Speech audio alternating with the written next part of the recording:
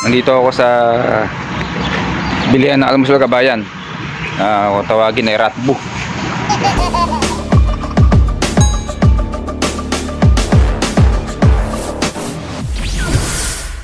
Diyan pa tayo nagparada. Dito po ako bibili sa almusal kabayan ng malaking Ratbo.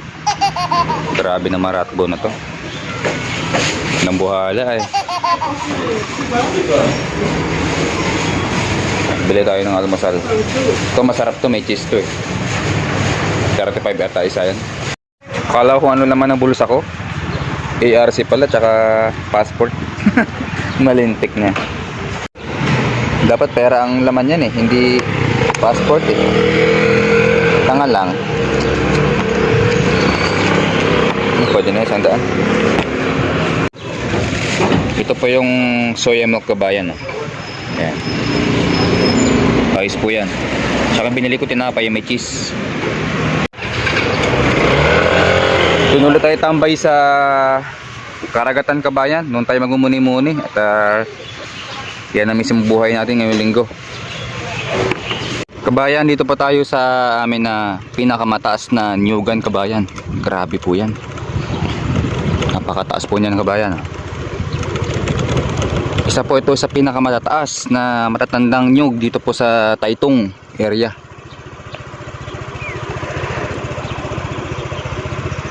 Pero bayan mga 1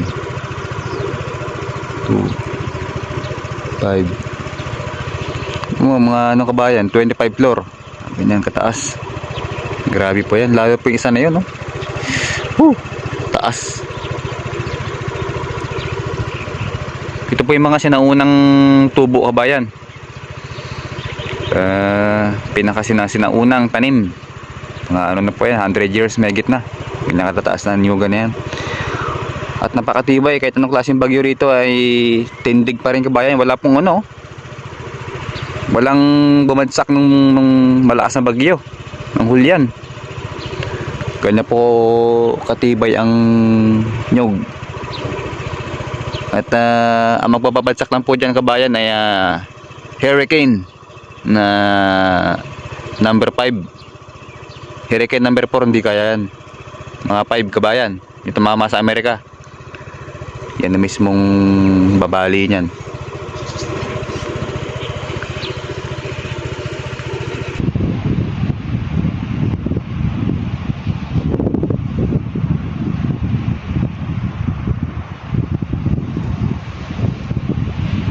Habang ako may inunguya ay dun po ang parada kabayan.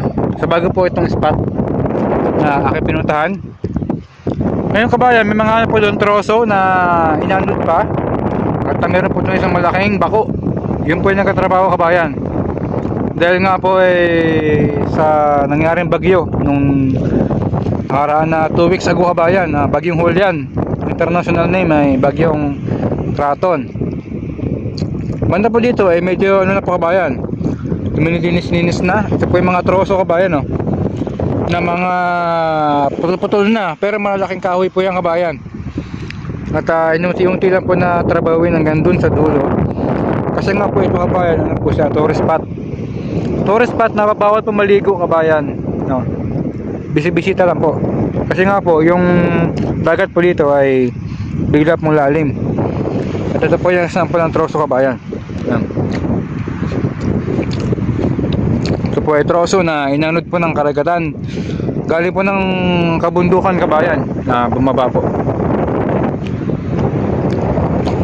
Ito kabayan.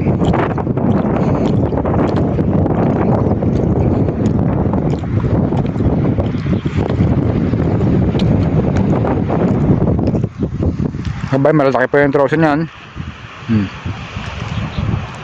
Dito may nakatayo pa, pero para sadya naman to. Silipin natin kabayan kung talaga sadya na itinayo ng mga taong namamasyal. Tingin ko sadya naman to eh. Kasi wala naman tutubo dyan kabayan ng ganyang kalaking troso. Sadya nga kabayan. Ito pong itutumba.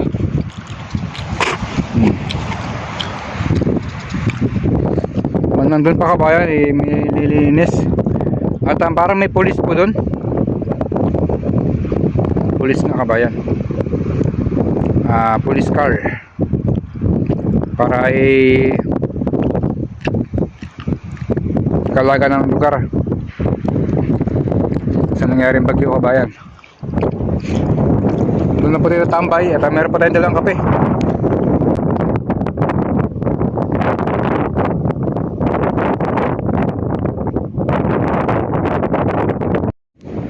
Kabayan, may dala akong kape. Dahil nga tayo mamasyal-masyal kabayan. Sa aming lugar dito kabayan ay bihira po ang Pilipino dito kabayan. Lugar po ito ng Taymali, Taytong.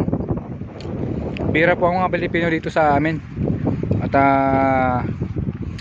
malayo-malayo po kami sa syudad kabayan. Pero kahit na ganoon ay masaya po ako kasi may kasama ako sa Pilipino.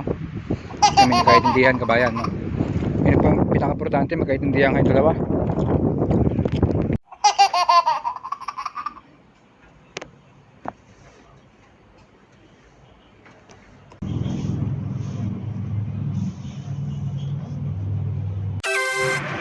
Kabayan, tayo nagpagupit at hindi nagpa-video yung gupitan dito, ayaw. Kaya kailangan kabayan sa pag-vlog ay magpapaalam ka muna kung pwede mag-video o hindi kabayan, no? Para hindi magalit. Tayo ay nagpagupit kabayan. Ang presyo po nito ay 180 lang, no? Ngayon sa dati kong area sa Pingtong, medyo mahal yun, 180 to 200 kabayan. Kasi iba-iba po ang presyo rito ng gupitan kabayan. At ang ginawa ko po para mas maganda-ganda ang gupit ko ay nag-research po ako sa Google ng Army Cut. Tapos pinakita ko si mismo nagugupit. Sabi ko, lopa niya nag-iyang, no? Ngayon babae nagugupit dito kabayan. Yan ang nakakalupit ng Taiwan kasi babae yung nagugupit. Wala pong lalaki. Kung lalaki siguro bira lang, pero kadalasan po ng magugupit sa Taiwan kabayan ay babae. Kakaiba. Pero mas ayos naman siya tingnan kabayan, no? Army Cut po yan, na